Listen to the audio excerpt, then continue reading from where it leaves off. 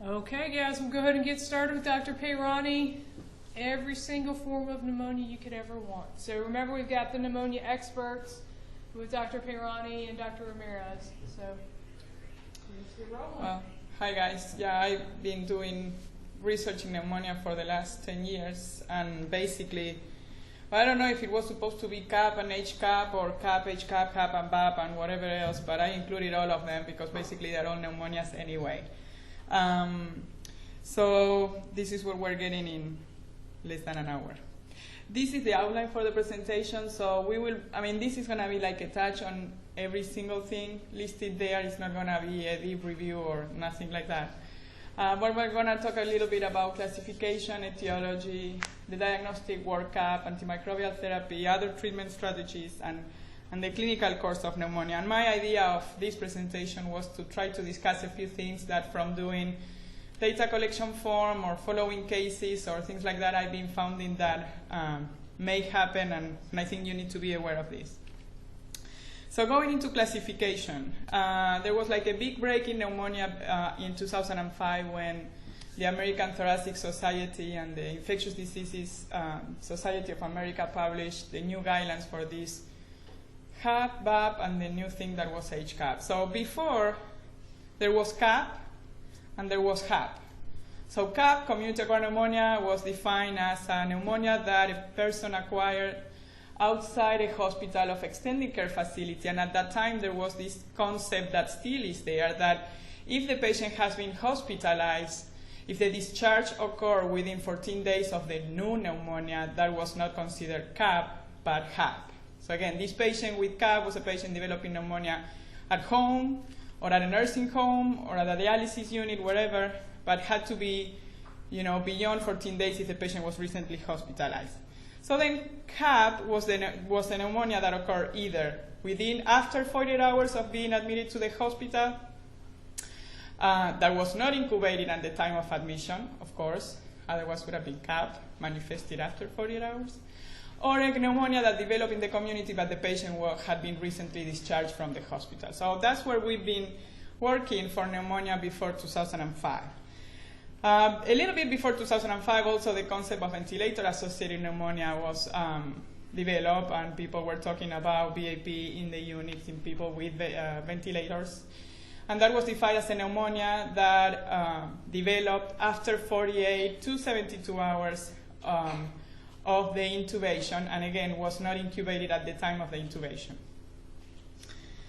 The problem in 2005 was the HCAP concept. So there were publications before 2005, a few reporting that this patient coming from nursing homes, long-term care facilities, or having certain risk factors were developing pneumonias due to multi-drug resistant organisms, particularly Staph aureus, MRSA, and Pseudomonas. So the guidelines, or the experts who sat down and developed these guidelines, decided to create this new entity, the HCAP. There were patients who met any of these criteria and were admitted with pneumonia. So a patient who had been in the hospital for at least 2 days within the last 90 days from the admission that we are evaluating now, that would be an HCAP patient and should be treated as an HCAP patient.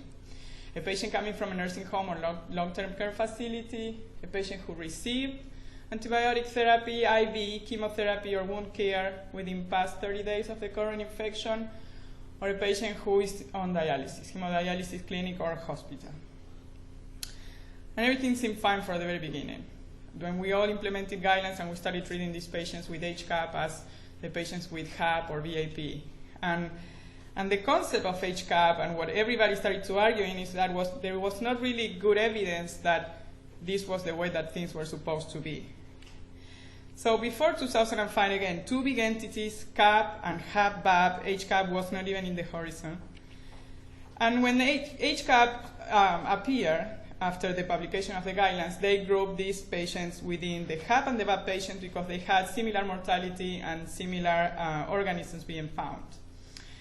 I found this in an article. You cannot see the full references here. If somebody's interested in any of these articles, just let me know. So this is how the thought process went to create this group. So what they were seeing is that patients with these risk factors for HCAP had a higher mortality than CAP. CAP mortality usually you will see, depending on severity, but it's around average 10%. These patients had a 20% mortality. Again, the mortality was more similar to the hospital-acquired pneumonia than to the community-acquired pneumonia. The patients with risk factors for what later was defined as HCAP were associated with having pneumonia due to resistant organisms, which was different from CAP, more similar to HAP. And again, they thought that this inappropriate initial treatment, because the physicians were covering for CAP organisms, was the reason behind the excess mortality. So what is that they decided to do? Well, these patients, instead of being treated as CAP, they are treated now as HAP. So instead of having the beta-lactam plus macrolide or the quinolone, that was the recommendation even then for CAP, now they are getting the broad-spectrum cephalosporin to cover Pseudomonas. They get two drugs for gram-negative coverage, and they also get coverage for MRSA. Well, if you look at the literature, since the guidelines were published in 2005 till now, there are several articles bringing the point that this group may not be equal. Not everybody, including in the HCAP patients, are really patients at risk of pneumonia with multi-drug organism needing really broad-spectrum antibiotics. So again, in this article, basically, what they did is they described the process behind the thought and the concept of HCAP. But then they went through all these items that I put here in this flow chart, and they discussed each of them. So if you look at the first one, I'm going to try to see this, if it works here. So the first one talks about the 20% mortality, similar to HAP and different from CAP. And what they say is that really this mortality depends on the patient population included. HCAP, again, is a broad variety of different type of patients. The HCAP associated with etiologic pathogens being more closer to HAP than CAP, these MDR organisms. This is actually really from one center in the US, that is from Dr. Martin Kolev, where he really describes that he has every patient with CAP on MRSA drugs because they all have MRSA basically, or in this group of HCAP. They reviewed charts and they did studies in other places in the United States and Asia, and they didn't find this. The third point about empiric treatment needing to be broad spectrum, because if you do CAP treatment, you treat these patients inadequately. Again, there is no data to support this affirmation, particularly data from UK, Spain, and Germany. MDR and inadequate treatment of these organisms is the reason of the mortality or the higher mortality for HCAP. Again, not proven, and they cite there two articles where they say that some of them had non-adherence to guidelines, and these patients may have also been included in the analysis. So then again, this statement of recommending broad-spectrum antibiotics for HCAP patients, these authors, at least, and many others, feel like there is no consistent data to support this, and again, this basically what you do is over-treatment, and then you develop resistance and collateral damage from these broad-spectrum antibiotics. So still the guidelines recommend HCAP, broad-spectrum antibiotics. This is probably what we are all doing. There's some things that you can streamline to define if you really need all of them or not. There is a lot of data, even people who were the ones who wrote the guidelines at that time, bringing the point that the concept of HCAP may need to be rediscussed and try to determine really who are the patients who need broader spectrum antibiotics from this group. There are severity scores being developed or scores to calculate the risk factors for MDR organisms, so it's still a topic not finalized. So this is what we were kind of proposing, that actually HCAP is a group of patients that get the pneumonia in the community, and some of them may have risk factors for multi-drug resistant organisms. So not everybody on HCAP should be in broad spectrum antibiotics. And I'm going to touch about these risk factors a little bit later. So besides the site of origin that you can classify the pneumonias on, there is basically more for CAP, a classification based on the risk of death. And we all are aware of the PSI and the calculation of the PSI and the not use of the PSI probably for clinical decisions. Truly, I think all these severity scores are mostly used for clinical research when you need to adjust for multivariate analysis and include severity of disease. This is what everybody uses. I don't know if calculating the PSI could be the only thing that you can use. Again, the PSI, if you remember, you have first three main questions that is based on the age with a cutoff of 50 years old, vital signs and comorbidities. And if the patient doesn't have any of those answers, yes, that patient is classified as risk class 1. And the risk of death for patients with a risk class of 3 or less ranges between very low, 0 to 4. The same thing for the curve. That is the European version of a severity score approved and recommended by the BTS, the British Thoracic Society. They have the curve 65 that includes the urea component, besides the confusion, the respiratory rate, and the blood pressure with the age. And the CRB that is more like a clinical score because you don't need laboratory tests. And again, patients in group 0 and 1 have low risk of death. So the recommendation for these low-risk patients is to treat them as an outpatient because the pneumonia is mild and the risk of death is low. Then you have the high risk of death that will be a PSI class 4 with the risk that goes between 10 and 20, a curve 65 and a CRB 65 in group 2. These are classified standardly as moderate, and they should be treated in the medical ward. And the very high patients with a very high risk for mortality, PSI risk class 5, and curve 65 group 345 and 65 34. Severe pneumonia usually defined by the PSI score and requiring treatment in the ICU. If I give you a case of a young guy, 25 years old, with a heart rate that is around 120, temperature that goes 103, would you say that that patient can be treated as an outpatient? No questions asked. Because if you classify that patient by the PSI, that patient is a risk class 1. The patient is not more than 50 years old, the heart rate has to be above 125, and the fever has to be above 140. So the complaint that many investigators are having about the PSI and other severity scores are these scores are being driven a lot by comorbidities and age. So patients who are older get classified as risk class for death when maybe from the pneumonia perspective it's not a severe pneumonia. And young guys with sepsis, but not with values that make the point to assign points at the PSI, will be classified as low risk of death. And again, may not be the case. Hypoxemia doesn't score in the PSI, and you wouldn't send a patient home with low saturation. So again, you can use these scores, and now all the smartphones have things for calculating these scores, and it only takes you probably 5 minutes. The clinical judgment has always had to be there in order to decide what you want to do with the patient. I think everybody agrees that you cannot go with the severity score only to decide what you do. For HAP and VAP, and if you want to put them in the same group, HCAP, although I consider HCAP more like in the community side from that perspective. There is no really a classification rule, score, or anything to define if it's a mild, moderate, or severe pneumonia. What many people had been using really to approach some type of objective criteria to the diagnosis of VAP in particular, it's the CPIS, the Clinical Pulmonary Infection Score.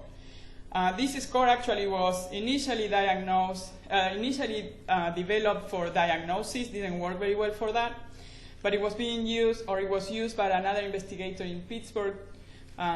She developed this study that using the CPIS in patients who were having pulmonary infiltrates, again, pneumonia, CHF, pulmonary embolism, different things. Well, with this score and this calculation, if the score was less than 6, equal to or less than 6 on day 0 and on day 3, they were stopping antibiotics at that time. The study had another inclusion criteria that was severe sepsis, or exclusion criteria actually. Patients with severe sepsis were not part of the study. and patients with immunosuppression were also not part of the study. So basically, by using the CPIS, and this is something that we've been doing in the unit a few years ago, looking at this score on day 0 and on day 3, and if the patient had, again, a low score on both days, and no other infection requiring antibiotics, we were stopping antibiotics at that time, with the thought that either the patient didn't have pneumonia to begin with, or it was a mild pneumonia, early diagnosed pneumonia, and didn't need more than 3 days. But that was an important study referenced many times and used in the guidelines for this recommendation. Question? Yep.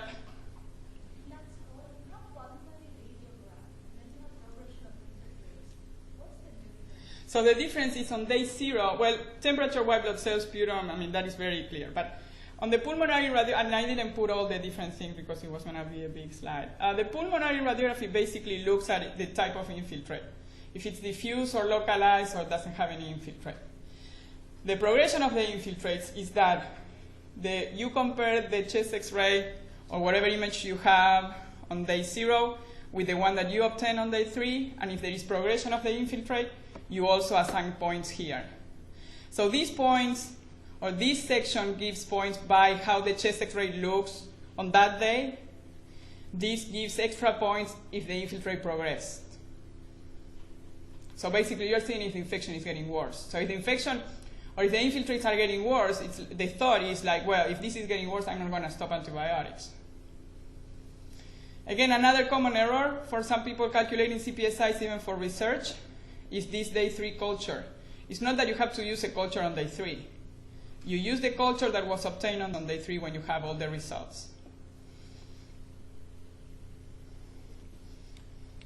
Anything else so far? Just stop me if you have questions. At least you're not falling asleep, so I'm happy. I'm not seeing the...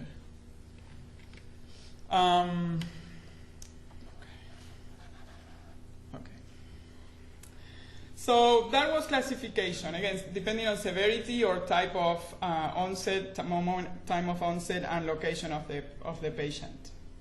Ooh. This is not boy. Okay, well, I hope that this works. Okay, so etiology. We're going to go to CAP first. And the way that I put this for you guys was to try to differentiate between the most common etiologies and the not that common etiologies, but that you have to keep in mind in certain situations. Of course, particularly thinking about empiric therapy and differential diagnosis. The guidelines recommend certain type of antibiotics, and that's for the standard patient. Patients with immunosuppression, patients with other risk factors, they don't follow in the category of beta-lactam plus macrolide or quinolone. So you have to keep those things in mind.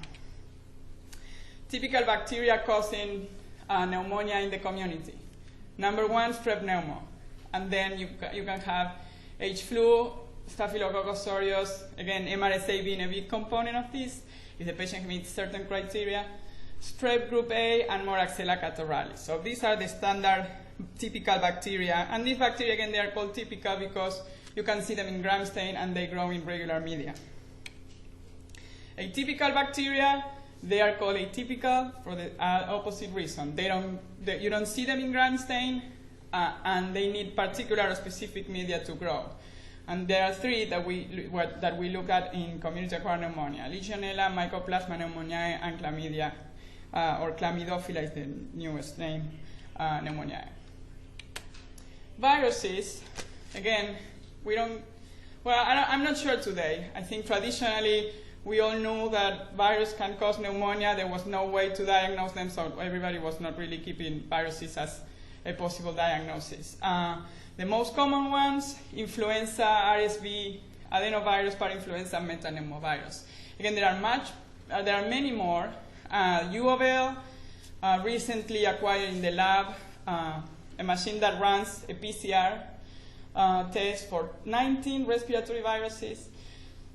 That's a nasopharyngeal swab. Again, not a nasal swab or whatever other swab. It's a nasopharyngeal swab. So you need to make sure that whoever gets that swab goes into the nasopharynx, which is something difficult sometimes. But you get this really fast. Of course, if the patient has influenza, that's the only one so far that we have treatment for. There are other considerations for other respiratory viruses with severe pneumonia. But again, it's not that it's the majority of the cases, but a good number, around 20% at the very least, of the community-acquired pneumonia patients will have a viral etiology as the only cause. Particularly in winter, of course, influenza. That could be influenza by itself, or it could be influenza followed by a superinfection. The thing that you see most commonly is MRSA. For infrequent etiologies that you have to keep in mind in CAP, of course, we go here back and forth with the HCAP definition, or HAP if you want, that is patients with risk factors for Pseudomonas aeruginosa. Also chronic use of steroids. So if you have a patient coming to the hospital on steroids for quite a long time, Pseudomonas aeruginosa has to be considered as a possible agent and probably covered. COPD, alcoholism, and prior antibiotic treatment. For MRSA, any patient with HCAP is at risk of MRSA. For community-associated MRSA in particular, that is what you may see in community-acquired pneumonia, although now it's a little bit lower than some years ago. What are the risk factors that you have to keep in mind? A young person without risk factors for anything, particularly if that person has flu-like symptoms preceding this pneumonia, hemoptysis, or in the X-ray or CT scan you see a cavity, meaning necrotizing pneumonia. In those cases, MRSA has to be there as a possibility, and you have to start empiric therapy for this. And again, for other gram-negatives that are multi-drug resistant, patients with HCAP in particular are the ones that you will see. M tuberculosis. Here and at the VA, all the patients with CAP go on respiratory isolation, or at least that's what we have been doing for quite a bit now. There are risk factors that you can use to define if the patient needs to be in respiratory isolation or not. And those are listed there. Weight loss, night sweats, chronic cough for at least more than 2 weeks, persistent hemoptysis, so one day, here and there is not really a risk factor for tuberculosis necessarily.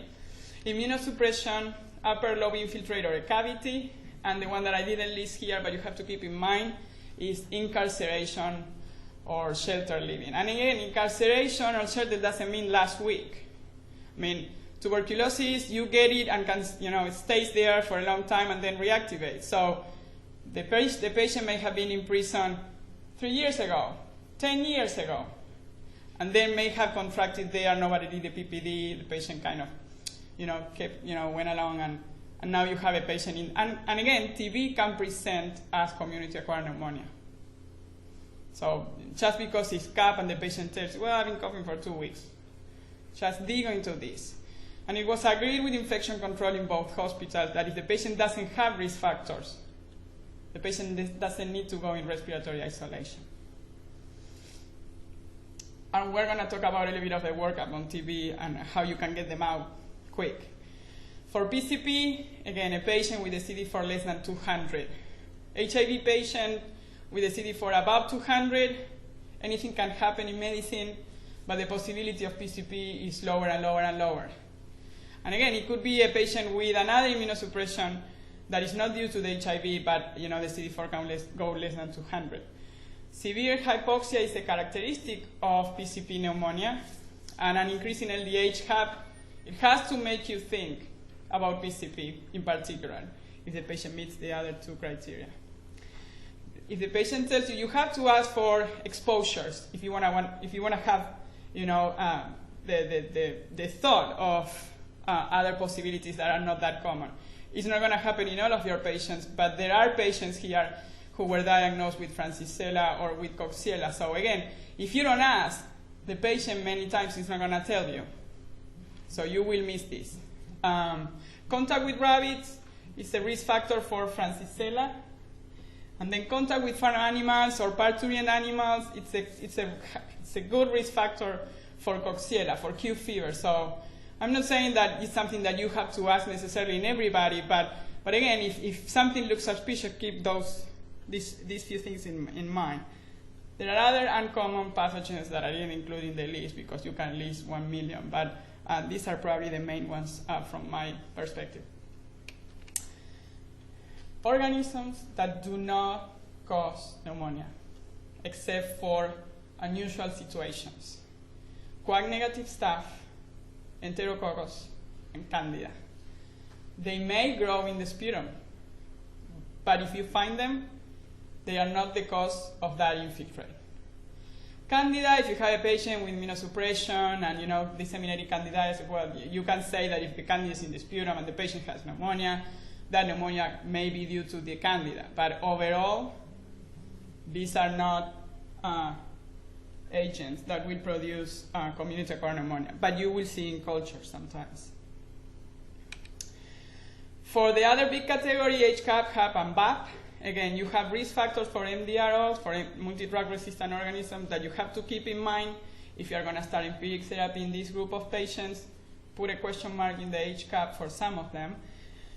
But if the patient had received antibiotics, particularly if the patient has been hospitalized for more than 5 days, the other risk factors that are for HCAP, if you have a high frequency of resistant organisms in your unit, a lot of things have to do with the local flora, so you have to know what we have in the hospital. If you are covering an ICU and the ICU has a high prevalence of Acinetobacter that is resistant to all the drugs, well, you're not going to start levofloxacin for that patient. You may have to use colistin as your empiric drug. So that's something important to keep in mind for any type of empiric therapy.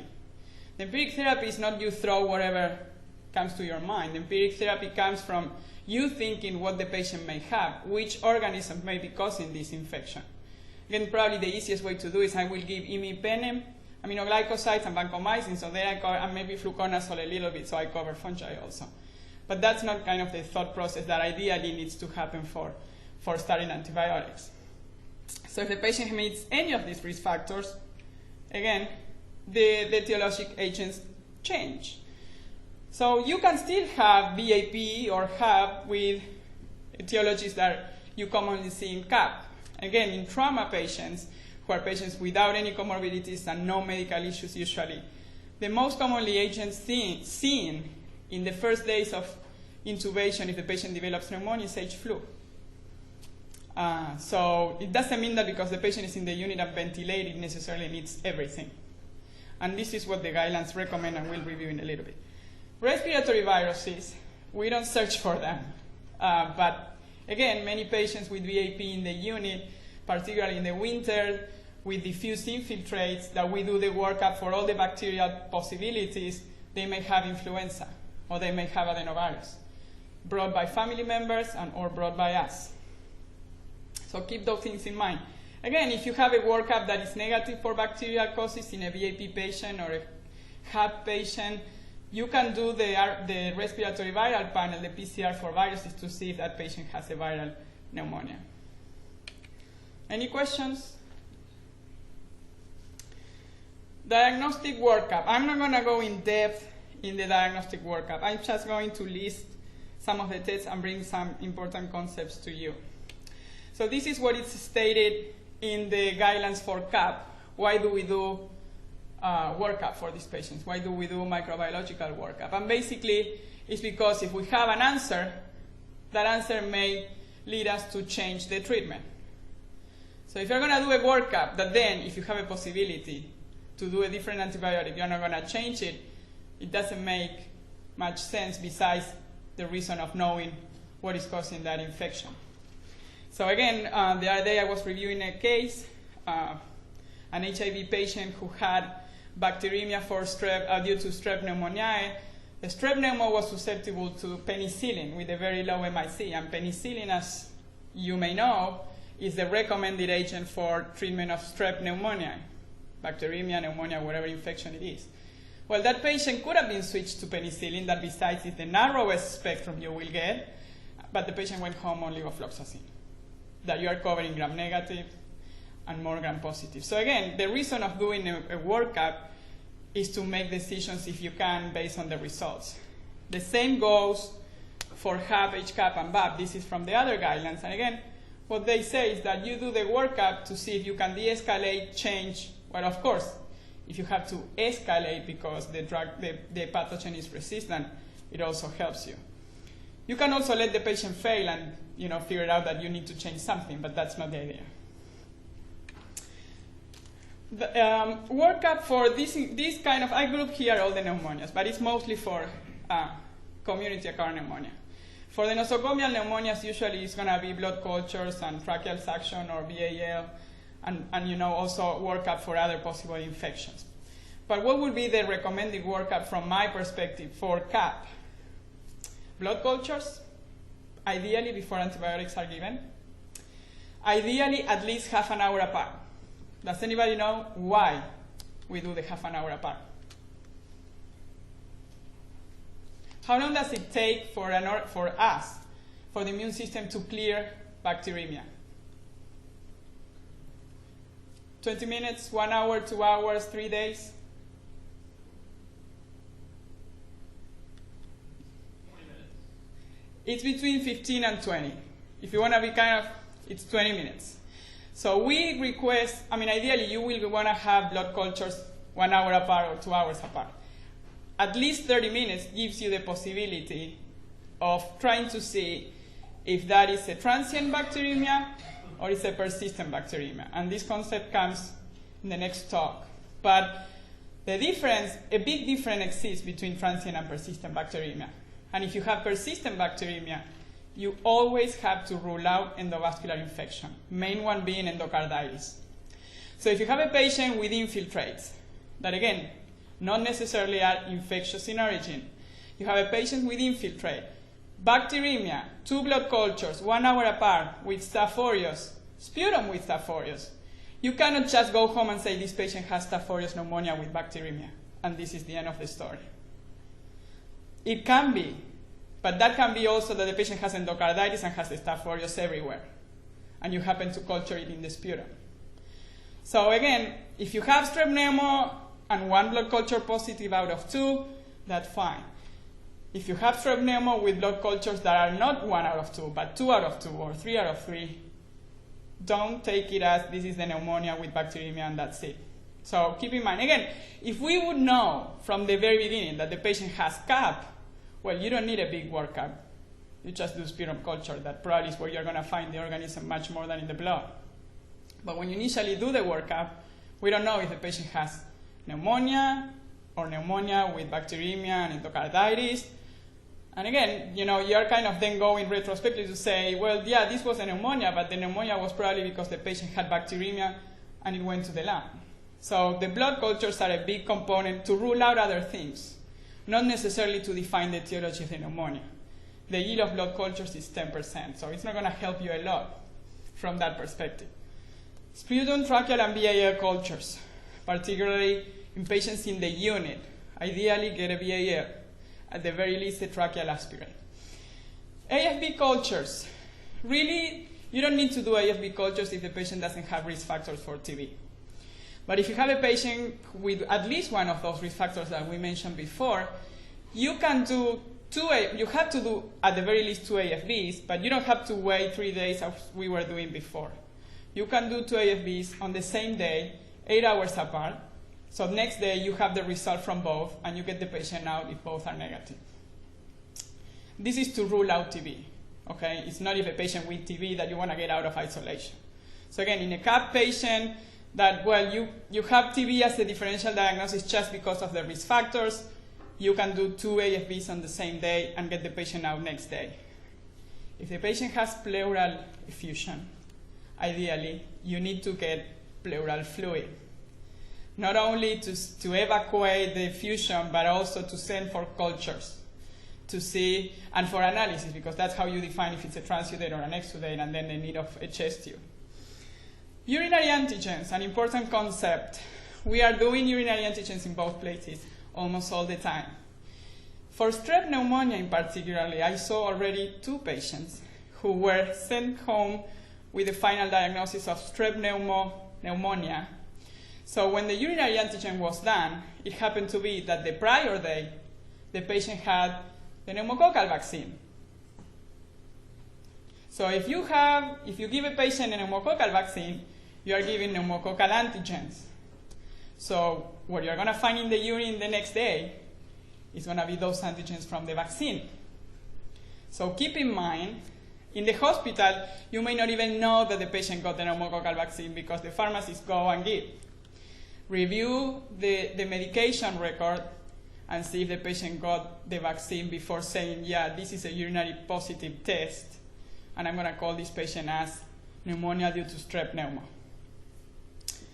How long does it take to clear that? I would say that if you have a patient vaccinated recently in the hospital, I wouldn't trust the urinary antigen.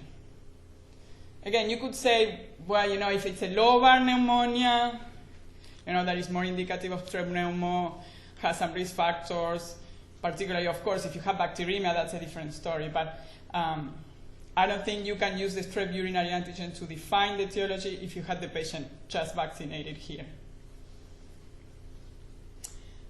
Keep in mind the PCR for respiratory viruses. At the VA, the PCR is just for influenza. And here you have all the 19 respiratory viruses. So it's going to be a little bit different from both places, but keep that in the initial micro workup. And again, markers of inflammatory response, not necessarily of infection, but that can help you for the diagnosis and for the follow-up. Severity is more a chronic inflammatory marker, but then acute markers that you can use are CRP and procalcitonin that are being done in both places. Procalcitonin is not at this time already a recent marker, I would say. There are many more that came after the procalcitonin. I think there are different publications that you can read and try to define if you can use procalcitonin with a different cutoff to define if the patient needs antibiotics or not upfront during the empiric time. Most likely you can use procalcitonin in serial measurements to define how long you're going to treat. And there are also publications being discussing that use of procalcitonin. There are some also using procalcitonin in VAP and in severe sepsis. So markers are more and more being used to determine duration and actually empiric use even. Would you recommend using the PCR for respiratory viruses when it's not flu season? I would. I mean, it's not going to change your treatment from the perspective of you're going to add if you want to know what the patient has. I mean, I guess it depends on the context of the patient. Adenovirus doesn't necessarily happen in the winter all the time, and then you have the other ones that are also not seasonal necessarily. So if you have a patient with diffuse infiltrates, you may not do it up front. You may wait 48 hours to get the blood cultures back and the sputum, and if everything is negative, you might want to see, well, I'm going to do the PCR just for the, it's just the sake of knowing what the patient has. It's not going to be management necessarily.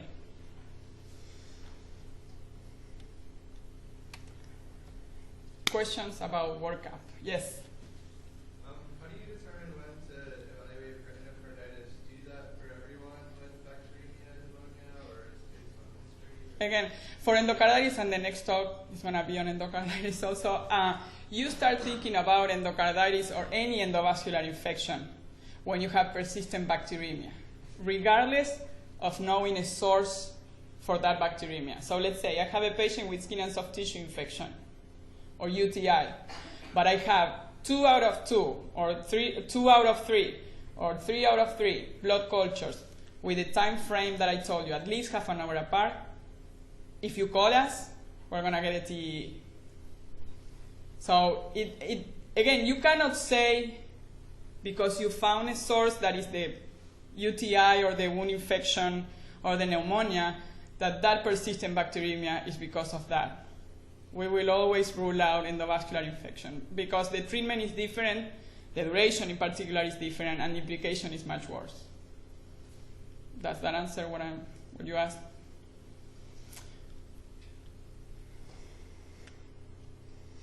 Antimicrobial therapy, again, I'm not going to go into the different classes and the dosings and nothing to do with that. I'm just going to list you a few antibiotics and a few things that you need to keep in mind. For the typical and atypical bacteria that may produce CAP, you could use ceftriaxone, ampicillin surfactant, azithromycin, levo, or moxi. You wouldn't use ciprofloxacin because it's the one that typically has activity against Pseudomonas aeruginosa, although levo does, but ciprofloxacin is not recommended for CAP in a patient without risk factors for Pseudomonas aeruginosa. You will always have to cover typical and atypical bacteria. So the ceftriaxone and the ampicillin sulbactam don't have activity for atypical bacteria, so you will have to combine one of those with azithromycin. And that's one of the recommendations. Beta-lactam, ceftriaxone, ampicillin sulbactam, with the macrolide. Or you could also use a quinolone on its own, that will be levo or moxi. Moxi, different from levo, has anaerobic activity. So if you have a patient with aspiration pneumonia, you could use moxi alone and you will cover typical and atypical bacteria, including anaerobes. If you do ceftriaxone, azithromycin, you will have to add clindamycin or metronidazole or something else. So you have the option of one antibiotic to cover anaerobes also. For one more thing, if the quinolones have activity against MTB, so ideally, if you have a patient with risk factors for TB and you're going to be doing AFBs, don't put that patient on a quinolone, because you may get negative AFBs because of the antibiotic and not necessarily because the patient has negative AFBs. So in those situations that the patient has risk factor, ideally the patient should be on ceftriaxone, azithromycin, or something like that. For viruses so far, what is being recommended that is also only for influenza. It's either oseltamivir or zanamivir. We use oseltamivir, which is the Tamiflu. And this season, everybody's on Tamiflu, so we are not enrolling many people in our study. But again, you have to have the suspicion. Again, nowadays, with all the things that is out there with flu being higher in this season, many patients get oseltamivir from, particularly in the outpatient setting. But this is something to keep in mind. Nowadays, after H1N1 and the pandemic flu, it's not only seasonal and not only in elderly people, but keep that in mind when you're seeing a patient. If the patient has diffuse infiltrates, well, of course, body ache, sore throat, and all those things, particularly even more. For patients with risk factors for other organisms or suspicion for other etiologies, Pseudomonas aeruginosa, you can also use a cephalosporin or a beta-lactam. Cephalosporin is a 4th generation. We usually use cefepime. From the beta-lactams, the penicillins, you use piperacillin tazobactam. And then you can also use carbapenems, be it imipenem or meropenem.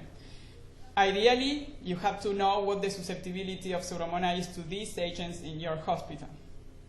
If you have a susceptibility reported from micro of 50% to cefepime, well, you shouldn't be using cefepime as empiric treatment. And you can get this from microbiology, and I think they put the antibiogram in net station or whatever station the system has. But we have them if you don't find them. For MRSA, vancomycin or linezolid are the current recommendations without preference from one over the other one for the guidelines perspective. Keep in mind, if you are going to be treating or empirically treating community-associated MRSA, that is the MRSA that produces the PBL, the toxin, that is the one that is thought to be the reason of all the necrotizing effect of community-associated MRSA. Because of the way that linezolid works in the bacteria, linezolid blocks the production of the toxin, vancomycin doesn't. So if you have a patient with CAP and you have a hole in the lung, and you're thinking this could also be, besides an anaerobic infection, community-associated MRSA, if you use linezolid, you just use linezolid. If you use vancomycin, you will probably want to add clindamycin that has this effect of blocking the toxin production. And that's what you will see many times that we do in skin and soft tissue infections. So either or, but keep in mind that vancomycin, you usually add clindamycin to cover or to block this production. For other gram-negative, also multi-drug resistant, you use the same thing that for Pseudomonas because, again, they are all gram-negative drugs. Excuse me. Yes? So you wouldn't use I thought the whole guideline for Pseudomonas was that you need to have an anti-Pseudomonal beta-lactam plus the other. Yeah, well, this is for CAP. I'm going to touch that. But in CAP, if you look at the guidelines for CAP, if you have a patient, let's say, with cystic fibrosis that Pseudomonas is there or anything else like that, you don't have to do the double coverage for CAP. If you have HCAP, the guidelines recommend to do the double coverage. So again, and this is pneumonia due to Pseudomonas. So the CAP or the HCAP definition is just what we did. It's not what the pathogen does and how the body responds. So again, it has, I mean, the guidelines are just recommendations for people to take and implement. If you in your hospital don't, if you don't have a high resistance from the Pseudomonas perspective, you don't need necessarily to do the double coverage. The double coverage at some point is thought because in VAP in particular, if you don't cover all the possible agents up front, if you realize that, well, this is resistant, and you switch 40 hours later, you don't change the mortality. So you throw everything up front. But this is VAP data, and the VAP patients are much more sicker and have a lot of other things. So HCAP, you don't necessarily need to do it in particular. That's what the guidelines recommend. So this is basically what we were discussing. For HCAP, HAP, and VAP, again, if the patient doesn't have risk factors for drug-resistant organisms, which of course are the few, you could still use ceftriaxone and penicillin sulbactam. And I put here, remember, atypical bacteria. This goes in particular for HCAP. Just because the patient is HCAP doesn't mean that the patient may not have atypical bacteria causing the pneumonia, even in a nosocomial patient. The same for viruses. But for atypical bacteria, if you do the double coverage with piptazor, cefepime, or imipenem, and levo, or cipro, you are covering the atypicals and you are fine. But if you use aminoglycoside, you are forgetting about the atypical bacteria. And that patient may have an atypical bacteria. So keep that also when you are deciding which antibiotics to use. For the resistant organisms, this is what you were saying. You do a beta-lactam plus a quinolone, that is also only levo or cipro, or an aminoglycoside, and then you also add the vancomycin or the linezolid for the MRSA, so you do 3 drugs. For HCAP, many times it feels a lot. For VAP, I think that's fine. For the other pneumonias, to me, it's too much as a general rule that you do 100% of the times. Questions for treatment? Okay, we have 10 more minutes. Other things to keep in mind. We are not necessarily doing these things, but let me show you this. So look at the year. This is an article published in 1964. And basically what they studied here is patients with pneumococcal bacteremia, particularly pneumococcal bacteremia with pneumonia. And they look at the percentage of survival and just look at the ones with penicillin and the ones with no treatment at all. The serum, just leave them there. And I want you to look at this, if I can put it. So if you look at the day of illness and the percentage of survivors, look at the first 3 days. So if you do nothing, or you give penicillin, over the first 3 days, this doesn't change. Of course, it changes later, as you can see. So with penicillin, many more survive. But over the first 3 days, the mortality doesn't really change. And this is because in those first, and that's why you always kind of wait 48 hours or 72 for the antibiotic to work and then say, well, this is working or this is not working. Because within these 48 hours or initial 48 hours, what it's thought is that the antibiotic doesn't have a great impact, and it's basically everything driven by the immune response of the host. And an uncontrolled immune response, if you want to put it that way. So there are other methodologies or other things to keep in mind. And we are talking about CAP. We're not talking about a patient with severe sepsis or meningitis. But steroids have been also evaluated for CAP. Well, of course, you use it in COPD patients, but even for CAP without COPD, because of the immunomodulation and the anti-inflammatory effect. Again, they alter the leukocyte function and they reduce the inflammatory response. And if you look at the literature, there are reviews saying that they work, but there are other things saying that they don't work. So that's not clear. There is no straight recommendation on use them or don't use them. There is a big study being done in all the VAs. The main investigator is in Memphis, Dr. Meduri, a big guy in steroids. So hopefully we'll get an answer, I don't know. But that's something to keep in mind to use if the patient is not responding or you have a big immune response or you think you have that. And again, with the considerations of the type of patient that you will be using the steroid on. Another one is the macrolides, because of the immunomodulation that the macrolides have besides the antibiotic activity. Basically what they work is on neutrophils, and what they do is that they decrease the accumulation, the adhesion, and the apoptosis of the neutrophils. So it seems to be that the immune response gets immunomodulated into a point that it's reduced, and you don't get all this big anti-inflammatory effect that is thought to produce damage in the lung and then in the outcome of the patient. But macrolides seems to be that also have effect on T cells. Again, these are two of the drugs that are being or had been studied. Statins is also in the loop. Everything has manuscript that says that they work and manuscript that say that they don't. So guidelines don't have strong recommendations about both of them in a regular CAP patient. And to finalize this 1 hour talk on pneumonia and everything else, a little bit of the clinical course. And Dr. Ramirez, I mean, he's been doing research for a long, long time. Communicable pneumonia has been his area of research. And in 1985, around that time, 83, 85, 87, he done here a few studies evaluating criteria for switch therapy. And that's the first time that we all know what switch therapy is. That is the switch from IV to PO antibiotics. But he was the first one putting the name of switch therapy and describing criteria for switch therapy and doing switch therapy. So this is, after all these years, this is what he developed to define the clinical course of pneumonia. You have patients who improve, patients who fail, and patients who actually do not improve but not fail anyway, and they have a slower course and usually get better. So from our database, if you follow patients over the first 7 days, what you will see is that 45% of the patients with CAP will improve with an early improvement. This is within the first 3 days. Around 25% will have a late improvement, between day 3 and 7. 15% will have early failure or early clinical deterioration, and we can discuss the criteria for failure later.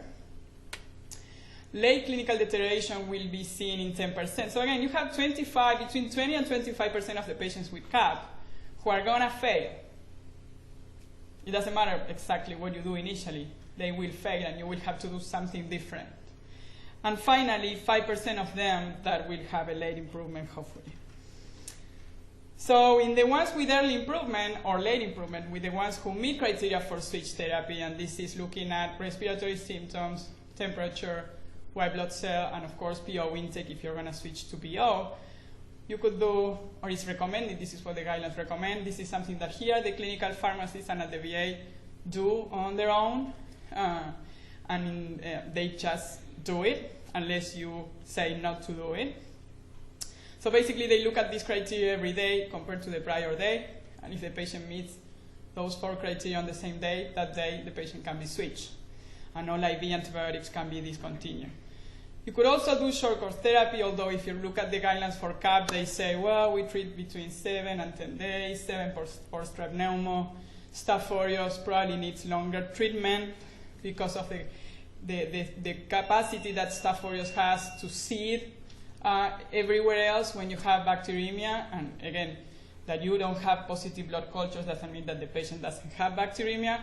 So, doing 7 days for Staph aureus might be on the short side. So you can have that in mind if you have a patient with Staph aureus bacteremia in particular and colas. But again, the idea of the duration of therapy that is being evaluated nowadays is to do individualized duration of therapy and look when the patient improves, and then maybe do a few days more and just stop. So it may be that a patient just needs 5 days of treatment. For the patients who fail, and fail might be transferred to the unit, need of mechanical ventilation, of course, need of vasopressors. Well, if you find the patient dead, the patient failed, but you cannot do much. We did a study and review patients from the VA, and we look at the patients who fail and review the charts and define, again, based on this cutoff of 3 days, early clinical failure, late clinical failure, and the causes of the early and the late failure. And if you look at the early failure, again, thinking that these first 48 hours are just immune response driven and the host capacity of fight the disease, it could be just a normal response. And the patient is failing regarding of which antibiotic you are using. You may have strep pneumonia treated with the right antibiotic, and the patient may die anyway. And this is not because it was inappropriately treated or something was wrong. It's just that's what happens in some of the cases. It might be that the empiric therapy that you're using is inappropriate. And again, if you have influenza and you didn't test for influenza and you're using antibiotics only, the patient may not get better regardless. It could be that the patient has a metastatic infection. The patient has empyema. You need a chest tube. The patient doesn't have a chest tube. Again, the antibiotics don't get where there is pus. So if you have empyema, that means that you have pus in the pleural fluid. Therefore, it doesn't matter which antibiotic you give. It's not going to get there. So you need to get that fluid out. Or you have the wrong initial diagnosis. The patient has pulmonary embolism or CHF or something else. For late causes of failure, again, you can also have an inappropriate antimicrobial therapy that you started with, but the patient failed a little bit later. You can have exacerbation of comorbid conditions, and that's what you see many times. Acute myocardial infarction was found to be actually the second cause of failure after severe sepsis in our patients. And if you read the literature over all these last years, cardiovascular events overall, but in pneumonia in particular, are taking a big place. Non-infectious complications, you just name it, they can happen. Nosocomial infection, C. diff, line infection, you have to rule out any nosocomial infection in a patient who fails, particularly after day 3. And again, if you have been having the patient on several days of treatment, penicillins and other antibiotics can give you fever. So if the only thing that the patient has is fever, you might want to consider not as the first option probably, but that the antibiotic that you're using is the reason why the patient is having those fevers. You can use markers, and that's why I think inflammatory markers are a good thing to have, because you can see how they are going, and if the patient is failing and the inflammatory marker, the procalcitonin or the CRP is going up, the chances of that being an infectious related process are much higher than if you have a normal CRP and a normal procalcitonin. And again, you have to keep in mind for late failure in particular, if you're thinking about nosocomial infections, that the workup will be reculturing the patient, getting blood, getting sputum, getting urine, maybe getting CT scans to see if the patient has an abscess, if the patient has empyema or a pleural effusion that was not seen initially. Again, your workup for a patient without improvement on pneumonia, as the same thought process happens for empiric therapy, has to be driven by what you think this patient may have. I mean, again, C. diff, although traditionally considered as a nosocomial infection, lately have been found more and more in the community. So many patients coming from the community, particularly, of course, if the patient has diarrhea, you need to rule out C. diff. You need to rule out cardiac problems.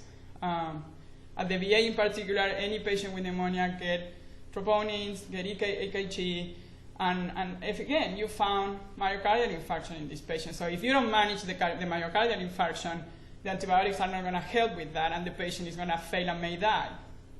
So keep that in mind, because it's a big reason for failure, not only late but also early.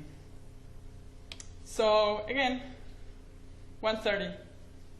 We are done. This was what we discussed. Does anybody have any question that has not been answered for CAP, HCAP, VAP, HAP?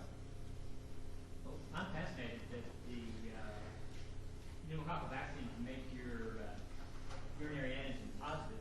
How much weight do the ID people here give to these urinary antigens? They're supposed to be very specific and very sensitive. Yeah, well, again, if the patient didn't have pneumonia, that's something that we use, and that's something that it's being used worldwide to define the etiology.